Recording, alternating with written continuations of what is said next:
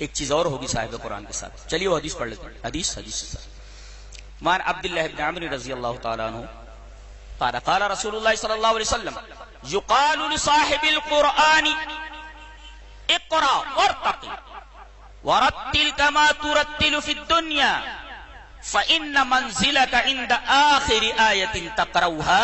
رواہ ابو داؤد کی کتاب الصلاۃ. حضرت امام ابی داؤد رحمہ اللہ اس حدیث کو ابو داؤد شریف کتاب الصلاۃ میں ایسے لائے. راوی حضرت عبداللہ ابن عمرو ہے. حضرت عبداللہ ابن عمرو فرماتے ہیں کہ رسول اللہ صلی اللہ علیہ وسلم نے ارشاد فرمایا کہ کل قیامت کے دن قرآن والے سے، قرآن والا کون کہتے ہیں؟ وہ قرآن جس نے حفظ کر لیا ہے، ٹھیک ہے حفظ کر لیا، لیکن عمل کرنے والا ہونا چاہیے، سمجھنے والا ہونا چاہیے، اس کے لیے کہتے ہیں کہ جو قرآن حفظ کر لے گا اس کے ساتھ ایسا معاملہ ہوگا. قرآن کے حافظ کے لیے نہیں ہے، قرآن کے صاحب کے لیے. صاحب جانتے کس کو کہتے ہیں؟ دوست کو، ساتھی کو. قرآن اگر آپ کے ساتھ ہے، ساتھ رکھ رہے، اس کے لیے یقال. قرآن آپ کے ساتھ کہاں ہے؟ آپ قرآن کے ساتھ کہاں ہے؟ ساری کتابیں تو آپ پڑھتے ہیں سمجھ کر کے، 5 روپے کا ایک اخبار سمجھ کر پڑھتے ہیں، لیکن قرآن سمجھنے کے لیے آپ کو عربی نہیں آتی، صرف اردو پر اکتفا کر لیتے. اردو سے قرآن سمجھ میں آتا ہے؟ امام قرآن پڑھنے لگے آپ کے دل کی دھڑکنیں تیز ہو جائیں گی. کیسے؟ اس لیے کہ آپ عربی سمجھتے ہیں، اور آپ کے دل کی دھڑکنیں تیز نہیں ہوں گی اس لیے کہ آپ اردو سمجھتے ہیں، آپ کو کچھ معلوم نہیں کیا بول رہے ہو. ہم اپنے بچوں کو تمام چیزیں سکھاتے ہیں، ہر زبان سکھاتے ہیں، انگلش اردو ہے، ہندی ہے، وغیرہ ساری چیزیں سکھاتے ہیں، عربی نہیں. آپ سے زیادہ بد نصیب قوم اور کیا ہو سکتی ہے؟ صحابہ کرام قرآن سنتے تو روتے تھے. اللہ تبارک و تعالیٰ نے اسی وجہ سے صحرا نشینوں کو، اونٹ چرانے والے، بکریاں چرانے والوں کو کتنی حکومتیں دے دی، سنبھال نہیں پا رہے ہیں لوگ. اسپین دے دیا تھا، سنبھال نہیں سکے. ایک چن کر کے ایک مسلمان کو مار دیا گیا، ایک مسلمان زندہ نہیں رکھا گیا. جانتے ہیں اسپین میں جہاں کئی صدیوں تک مسلمان میں حکومت کی، زندہ نہیں چھوڑا گیا کسی کو، اس لیے کہ قرآن کو پیچھے چھوڑ دیا تھا انہوں نے. اب قرآن سے جڑیں گے آپ. وہ جسے ہم پانی گرم کرتے ہیں، ایک ٹکڑا ہوتا ہے لوہے کا، اس کو گیزر کیا بولتے ہیں، وہ ٹکڑا ہوتا ہے لوہے کا. کسی بچے کے ہاتھ میں دے دیجئے، پکڑ لے گا اس کو، کھیلے گا اس کو. لیکن اگر اس کی پن کو کرنٹ سے منسلک کر دیا جائے تو بچہ تو کیا، ہاتھی بھی اس کے قریب آنے سے ڈرے گا. تو آپ اس لوہے کے ساتھ کھیل سکتے ہیں، اس لیے کہ اس لوہے کی کوئی قدر نہیں ہے، اس لیے کہ اس کا ربط کرنٹ سے نہیں. ہمارے پاس قرآن ہے لیکن قرآن سے ہمارا ربط نہیں، لہذا ہمارا حال ویسے ہی لوہے کے اس ٹکڑے کی طرح جس کے اندر کوئی دم نہیں ہے. ہاں اسے ذرا کنیکٹ کرو ذرا قرآن حکیم سے، دیکھو پھر اللہ تبارک و تعالیٰ کتنی عظمتیں آپ کو عطا فرماتا ہے، کتنا وقار آپ کو عطا فرماتا ہے. نہیں تو ہر جگہ لات جوتے کھانے والے ہیں. اب صاحب قرآن سے کہا جائے گا کہ پڑھ اور چڑھ،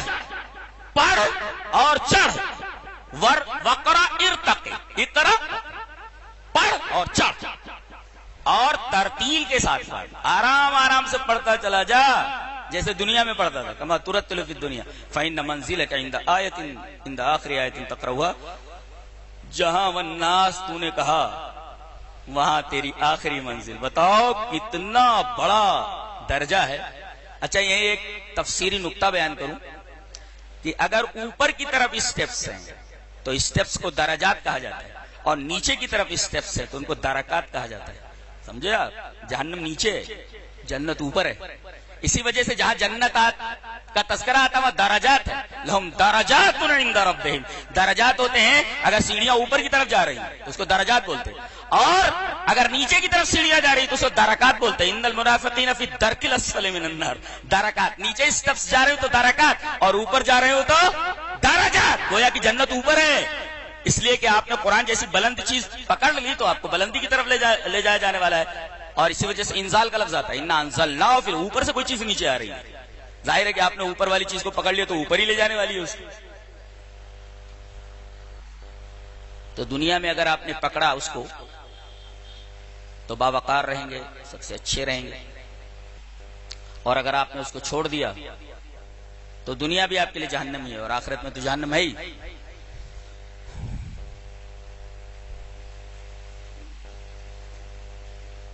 آدمی جو بھی پیدا ہوتا ہے وہ 3 مراحل سے گزرتا ہے.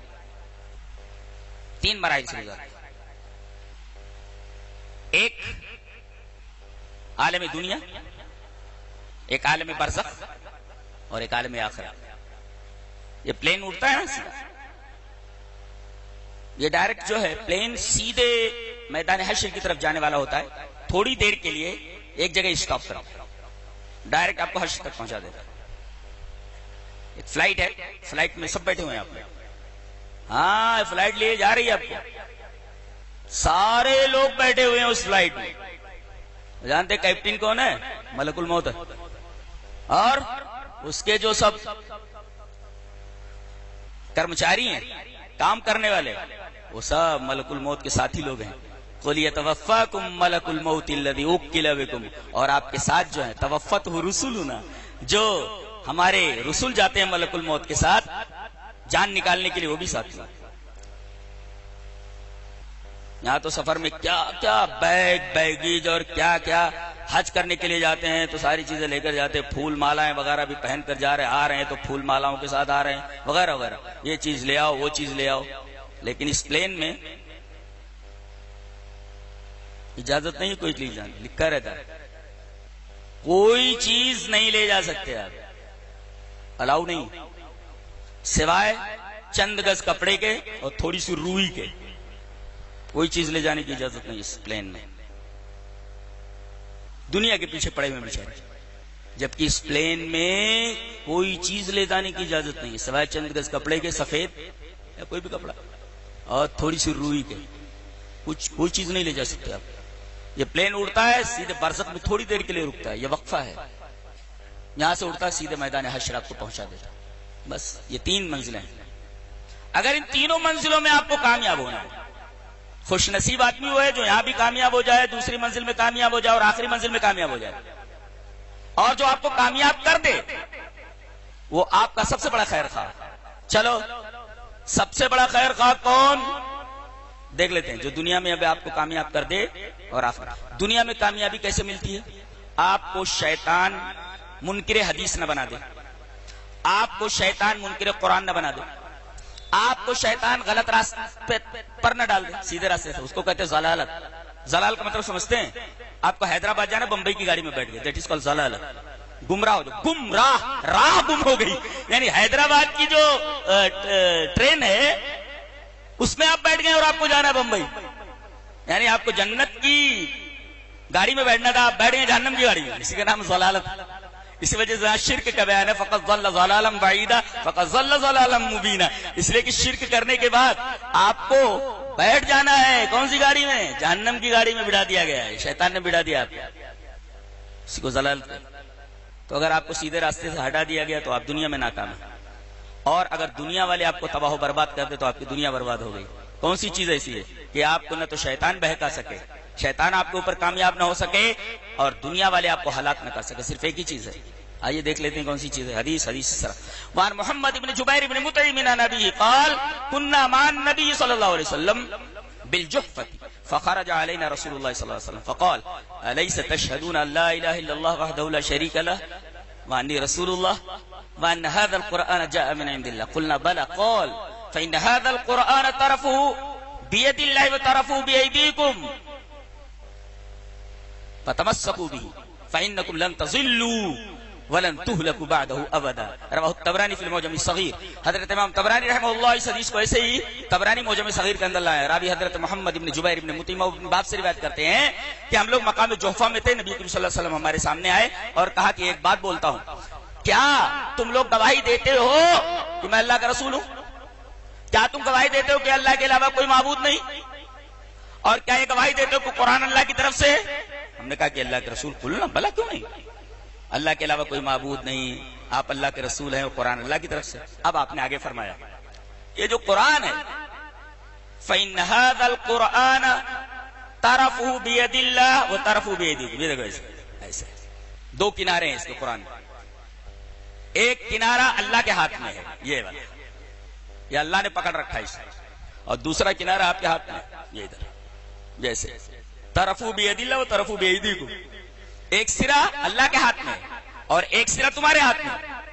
اگر اس سرے کو پکڑے رہے جس کو اللہ نے پکڑ رکھا ہے تو فلن تضلوا، شیطان تمہیں گمراہ نہیں کر سکتا. ولن تہلک، وہ دنیا والے لاکھ سازشیں کر ڈالے کہ یہ حکومت آ جائے تو برباد کر دے گی، فلاں صاحب حکمراں ہو گئے تو تباہ و برباد کر دیں گے.